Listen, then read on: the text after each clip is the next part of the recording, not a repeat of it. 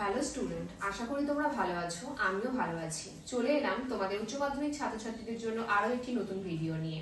এখনো যারা আমাদের সাথে যুক্ত হওনি তারা খুব তাড়াতাড়ি সত্ত্বর কিন্তু যোগাযোগ করো। আমাদের অনলাইন ক্লাস শুরু হয়ে গেছে এবং সম্পূর্ণ ফ্রিতে কিন্তু তোমাদেরকে সমস্ত নোটস প্রদান করা হচ্ছে। তাই আর দেরি না করে আমাদের দেওয়া যোগাযোগ নম্বরে খুব তাড়াতাড়ি যোগাযোগ করো। আমাদের যোগাযোগ নম্বর 6295916282, আরেকটি নাম্বার 7076398606। এই দুটো নম্বরে ফোন করে তোমাদের যা জিজ্ঞাসা রয়েছে তা করতে পারো এবং সম্পূর্ণ রেজিস্ট্রেশন কিন্তু ফ্রি রয়েছে। তোমাদের সামনেই পরীক্ষা, তাই দেরি না করে তাড়াতাড়ি যুক্ত হয়ে যাও আমাদের সঙ্গে। দেখো, আজ আমি তোমাদের সামনে আলোচনা করব তোমাদের প্রকৃতি প্রেমিক কবি যে রয়েছে জীবনানন্দ দাশ, তারই লেখা শিকার কবিতাটি। এর আগের দিন যারা আমার ভিডিওগুলো দেখছো, এর আগের দিন আমি আলোচনা করেছি মহুয়ার দেশ এবং আরেকটা ভিডিও দেওয়া আছে, প্রথম ভিডিওটা আমার, সেটা হচ্ছে রূপনারায়ণের কুলে। যারা এখনো দেখোনি তারা অবশ্যই দেখো এবং দেখে তোমাদের ভিডিওটা কেমন লাগলো অবশ্যই কমেন্ট বক্সে জানাও। দেখো, জীবনানন্দ দাশের লেখা শিকার কবিতাটি যে কাব্যগ্রন্থ থেকে নেওয়া হয়েছে সেটা আমাদের আগে জানতে হবে। প্রথমত আমরা জানি জীবনানন্দ দাশকে বলা হয় প্রকৃতি প্রেমিক কবি, বাস্তববাদী কবি এবং রোম্যান্টিক কবি। তার পাশাপাশি আমরা জীবনানন্দ দাশকে কিন্তু দেখতে পাই যে প্রত্যেকটা কবিতার মধ্যে তিনি প্রচুর রূপক ব্যবহার করেছেন, উপমা ব্যবহার করেছেন, তুলনার দ্বারা তিনি প্রত্যেকটা লাইনকে সুন্দর করে ফুটিয়ে তুলেছেন। তো এই শিকার কবিতাটিও তার থেকে কিছু ব্যতিক্রম নয়। আমরা দেখেছি যে তার উল্লেখযোগ্য কয়েকটা কাব্যগ্রন্থ হচ্ছে সাতটি তারার তিমির, মহাপৃথিবী, বনলতা সেন, রূপসী বাংলা, এগুলো। তো শিকার কবিতাটি যে কাব্যগ্রন্থে প্রথমে স্থান পেয়েছিল সেটা হচ্ছে মহাপৃথিবী এবং পরবর্তীতে আমরা দেখতে পাই যে বনলতা সেন কাব্যগ্রন্থেও এই শিকার কবিতাটি স্থান পেয়েছে। যেহেতু কবিতাটার নামই শিকার, তো আমরা এই শিকার কবিতাটিতে দুটো ভোরের উল্লেখ পাবো, একটা হচ্ছে প্রথম ভোর আর একটা হচ্ছে দ্বিতীয় ভোর। এই প্রথম ভোরের উল্লেখ যেটা রয়েছে সেখানে কি বিষয় রয়েছে সেটা আগে তোমাদের সামনে তুলে ধরবো, তারপর দ্বিতীয় ভোরে আমি প্রবেশ করব। তো প্রথম ভোরে যে বিষয়টা রয়েছে সেখানে পুরোপুরি ভাবে জীবনানন্দ দাশ নির্মল প্রকৃতির যে সৌন্দর্য, সেই সৌন্দর্যকে আমাদের সামনে তুলে ধরেছেন। একটা প্রাকৃতিক যে অপরূপ একটা বিস্তার, একটা সুন্দর যে প্রাকৃতিক বর্ণনা, সে কতটা সুন্দর হতে পারে আমাদের এই প্রকৃতি, সেটা কিন্তু আমাদের সামনে তিনি তুলে ধরেছেন। তাহলে চলো প্রথম ভোরের যে উল্লেখ আছে সেটা আজকে আমরা দেখিনি। আকাশের রং ঘাসফড়িংয়ের দেহের মতো কোমল নীল, চারিদিকে পেয়ারা ও নোনার গাছ টিয়ার পালকের মতো সবুজ। প্রত্যেকটা লাইনের মধ্যে কিন্তু আমরা দেখতে পাচ্ছি তিনি তুলনা করছেন। কিরকম তুলনা? এখানে বলছে যে যখন ভোর হচ্ছে সেই ভোরবেলা আকাশের যে রংটা, সেই রংটা হচ্ছে ঘাসফড়িংয়ের দেহের মতন সবুজ, দেহের মতো কোমল নীল। তাহলে এখানে ঘাসফড়িংয়ের দেহের যে কোমল নীল যে বর্ণ, সেটাকে আকাশের, ভোরের আকাশের সঙ্গে তুলনা করেছেন জীবনানন্দ দাশ। তারপরে বলেছে চারিদিকে পেয়ারা ও নোনার গাছ টিয়ার পালকের মতো সবুজ, মানে চারিদিকে যে ভোরবেলা পেয়ারা এবং নোনার গাছগুলো রয়েছে সেগুলোকে মনে হচ্ছে টিয়ার পালকের যে কালারটা, কাঁচা সবুজ কালারটা, ঠিক সেরকম চারিদিকে সবুজতা ভরে রয়েছে। একটি তারা এখনো আকাশে রয়েছে। আমরা ভোরবেলা উঠলে যে তারাটাকে বলি হচ্ছে শুক তারা, সন্ধ্যাবেলা সেই তারাটা উঠলে বলি সন্ধ্যা তারা। তো এখানে সেই তারাটার কথাই বলা হয়েছে। কবি বলছেন ভোরবেলা উঠে আমি দেখতে পাচ্ছি যে একটা তারা এখনো আকাশে একা একা একটা তারা এখনো আকাশে জ্বলছে। তো এই তারার মধ্য দিয়ে একটা সুন্দর উপমা তিনি আমাদের এই কবিতার মধ্য দিয়ে তুলে ধরেছেন। কিরকম দেখো বলছি, পাড়াগার বাসর ঘরে সবচেয়ে গধূলি মদির মেয়েটির মতো। তাহলে তারাটাকে কিসের সঙ্গে তুলনা করা হয়েছে? এখানে এই তারাটিকে তুলনা করা হয়েছে একটা গ্রামের মেয়ে যখন বিয়ে করে তার নিজের শ্বশুর বাড়ি যায়, তখন বাসর ঘরে কিন্তু সে তার স্বামীর জন্য একা অপেক্ষা করে। ঠিক সেরকম লাগছে যেন আকাশে সেই তারাটিকে দেখতে। আবার তিনি এটাও বলেছেন কিংবা, মানে অথবা, মিশরের মানুষই তার বুকের থেকে যে মুক্তা আমার নীল মদের গ্লাসে রেখেছিল, হাজার হাজার বছর আগে এক রাতে তেমনি ছিল, হাজার হাজার বছর আগে এক রাতে তেমনি তেমনি একটি তারা আকাশে জ্বলছে এখনো।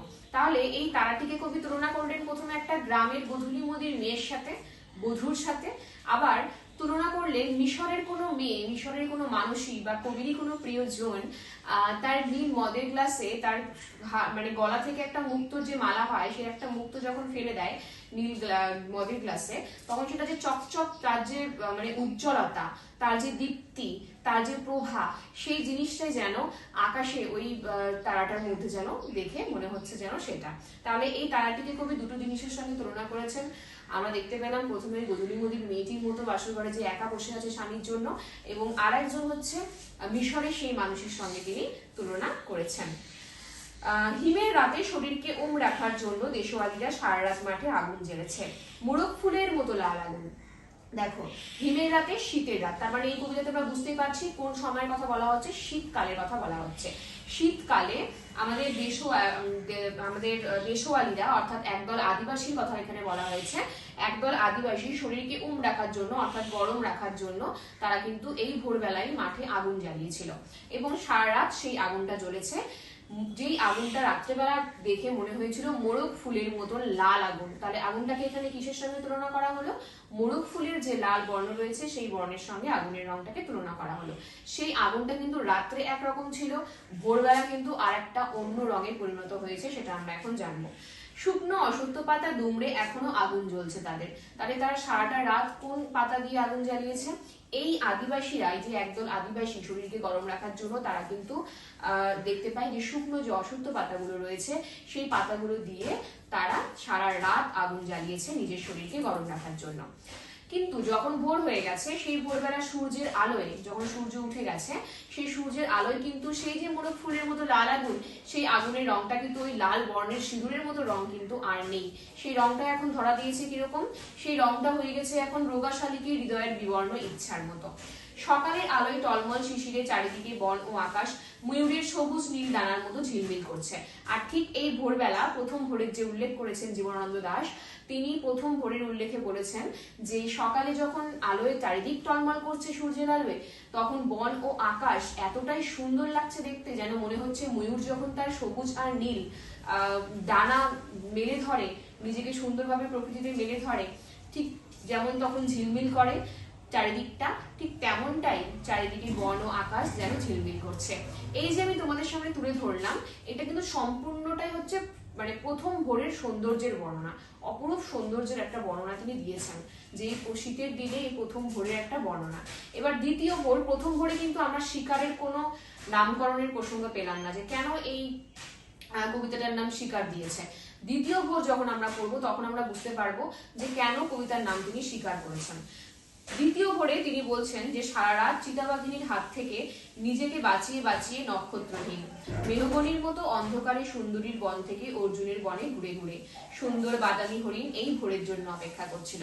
কবিতাতে কি বললো? যে এরকম একটা ভোরে একটা ভোরের অপেক্ষা করছিল একটা হরিণ, যে হরিণটা সারাটা রাত নিজেকে চিতাবাঘের হাত থেকে বাঁচানোর জন্য পাগলের মতো শুধু অপেক্ষা করেছে অন্ধকারের মধ্যে, যে কখন ভোর হবে, কখন আমি নিজেকে মেলে ধরবো এই প্রকৃতিতে। কারণ সারাটা রাত সে ভয়ে ভয়ে কাটিয়েছে। এসেছে সে ভোরের আলোয় নেমে, আর সারা রাত এই মৃত্যুর সঙ্গে মানে লড়াই করে সে কিন্তু বেঁচেছে সকালবেলা, এবং সে সকালের আলো দেখতে পেয়েছে। কচি বাতাবি লেবুর মতো সবুজ সুগন্ধি ঘাস সে ছিঁড়ে ছিঁড়ে খাচ্ছে, এবং সকালবেলা মহা আনন্দে সে কিন্তু বাতাবি লেবুর মতন যে গাছ মানে ঘাসগুলোর কালার, তাহলে ঘাসগুলোকে তিনি তুলনা করেছেন বাতাবি লেবুর কালারের সঙ্গে। বাতাবি লেবুর মতো সবুজ সুগন্ধি যে ঘাসগুলো, সেগুলো সে ছিঁড়ে ছিঁড়ে খাচ্ছে। নদীর তীক্ষ্ণ সেতুর শীতল ঢেউয়ে সে নামলো, যেহেতু সারাটা রাত শীতের রাত তার জরায়ু বঞ্চিত হয়েছিল, সে ভয়ে ভয়ে ছিল, তো যখন ভোর হলো সেই ভোরে কিন্তু সে জলে নামলো, জঙ্গলে সে জলে নামলো। জলে কিসের জন্য নামলো? এখানে কবি খুব সুন্দরভাবে হরিণের জলে নামার প্রসঙ্গটাকে আমাদের সামনে তুলে ধরেছেন। কিরকম? নদীর তীক্ষ্ণ শীতল ঢেউয়ে সেই হরিণটা নামলো ঘুমহীন ক্লান্ত বিহবল শরীরটাকে স্রোতের মতো একটা আবেগ দেওয়ার জন্য। কি বলছেন? ঘুমহীন ক্লান্ত বিহবল মানে সারাটা রাত যেহেতু তার চোখে ঘুম ছিল না, সে চিতাবাঘের হাত থেকে মানে বাঁচার জন্য সারাটা রাত সে ঘুরে ঘুরে ঘুরে ঘুরে কাটিয়েছে। সেই জন্য বলেছে যে সে যে ঘুমহীন ছিল তার ক্লান্তিটাকে দূর করার জন্য সে নদীর জলে নামলো, শরীরটাকে একটা আবেগ দেওয়ার জন্য। আবার বলেছে যে অন্ধকারের হিমকুঞ্চিত জরায়ু ছিঁড়ে ভোরের রৌদ্রের মতো একটা বিস্তীর্ণ উল্লাস পাওয়ার জন্য।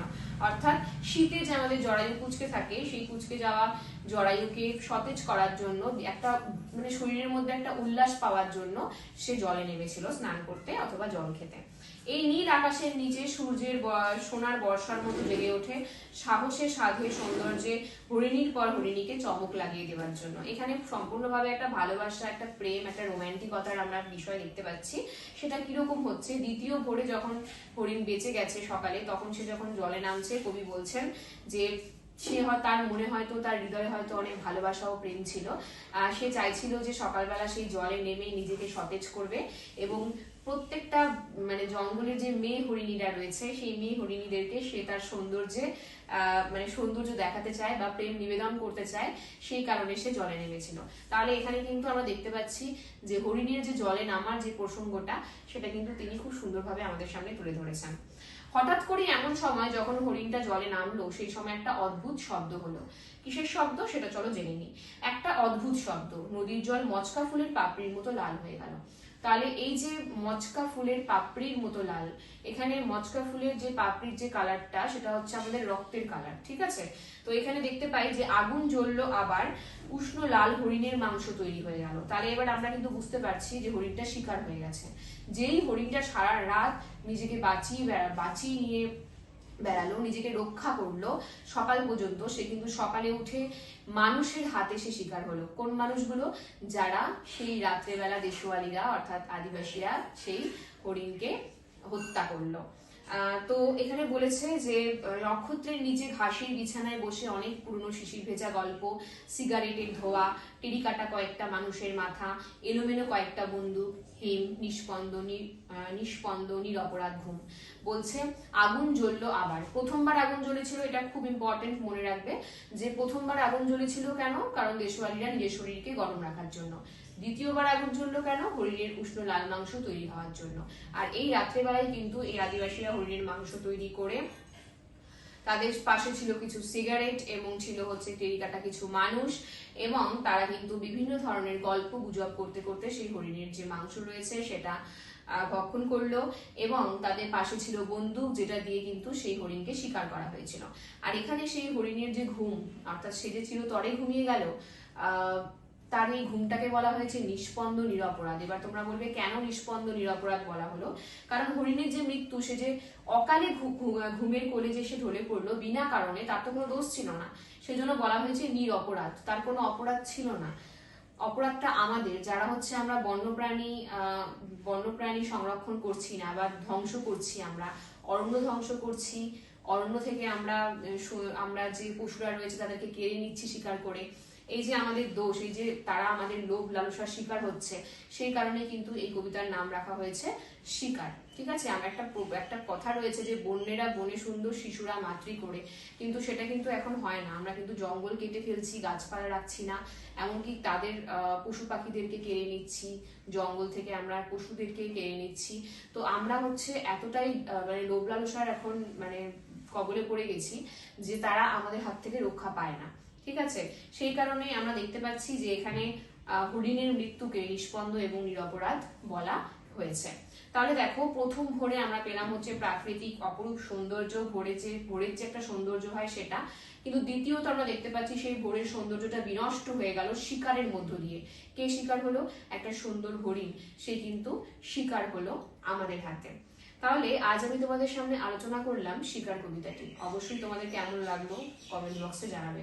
আর যারা এখনো পর্যন্ত আমাদের অফিসিয়াল চ্যানেলটি সাবস্ক্রাইব করোনি, তারা তাড়াতাড়ি সাবস্ক্রাইব করে পাশে থাকা বেল আইকন ক্লিক করে নোটিফিকেশন অল করে রাখো, যাতে তোমাদের কাছে সবার আগে নোটিফিকেশন পৌঁছে যায়। তাহলে চলো, আজ এত পর্যন্তই। দেখা হচ্ছে পরবর্তী ভিডিও নিয়ে, আবার নতুন একটা ভিডিও নিয়ে তোমাদের সামনে আবার চলে আসবো। ততদিন অবধি সুস্থ থাকো, ভালো থাকো, আমাদের চ্যানেলকে ভালোবেসে আমাদের সাথে থাকো। ধন্যবাদ।